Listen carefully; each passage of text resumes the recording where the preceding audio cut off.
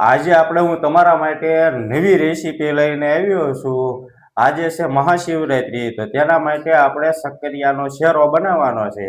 તો તેના માટે આપણે શક્કરિયા કમ્પ્લીટ બાફીને તૈયાર કરીને લઈ લીધા છે, કમ્પ્લીટ બફાઈ ગયા છે।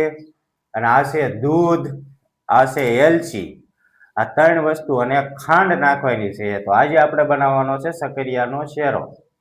તો આપણે હવે શક્કરિયા ફોલવાના છે। જો આ રીતે એની સાલ ઉતારી નાખવાની છે, જોવા દે।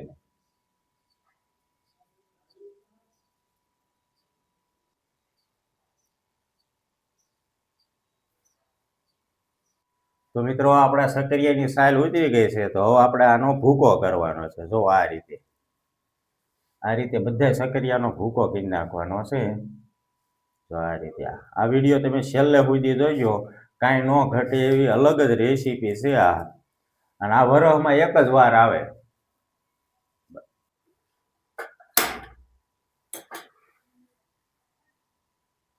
તો મિત્રો હવે આપણે મૂકી દઈએ ચૂલે વકડ્યું, અને એમાં નાખી દેવી આપણે આ દૂધ।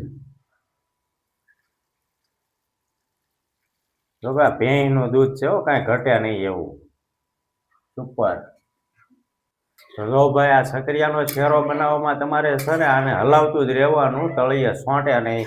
આ ઓછામાં ઓછી અડધી કલાકથી કલાક સુધી આને પાકવા દેવાનો, તો આની મીઠાઈ કંઈક અલગ આવે। તો આ રીતે હલાવ્યા જ રાખવાનું, તળિયે સોંટે નહીં એમ। તો 15 મિનિટ થઈ ગઈ છે, હજી આ ગરમ થયું નથી। જોવો આ રીતે એક ધારું હલાવ્યા જ રાખવાનું। 15 મિનિટ થવા આવી, ઓછામાં ઓછી 1 કલાક લાગશે આ શેરો બનવામાં। તો ભાઈ આપણી હવે ખાંડ જો નાખવાનો સમય થઈ ગયો છે। હવે આપણી જાહે આમાં ખાંડ, જેટલું તમારે ગળ્યું કરવું હોય તેટલી તમે ખાંડ નાખી શકો છો। તમારા જે રીતનું તમારે જેટલું ગળ્યું ખાવું હોય એટલી ખાંડ નહીં, આનું કોઈ માપ ચાલશે નહીં।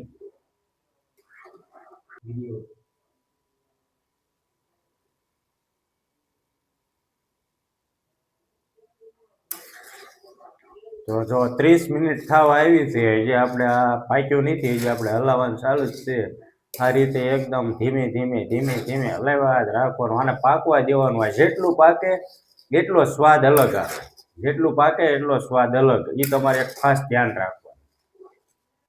તો મિત્રો હવે આપણે નાખવાની છે એલચી। સ્વાદ પ્રમાણે તમે જાયફળનો યુઝ કરી શકો, જેને જે પસંદ હોય। મને એલચી પસંદ છે તો હું એલચી નાખવાનો છું।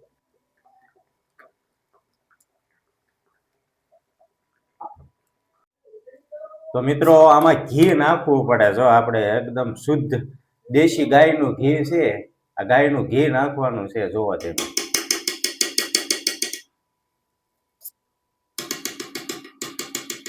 2 ચમચી જેટલું ગાયનું ઘી નાખી દેવાનું છે, એટલે કંઈક અલગ જ લાગે। તો મિત્રો હવે આપણા શેરો બનીને થઈ ગયો છે તૈયાર। તો હવે આપણે એને ટેસ્ટ કરવાનો છે।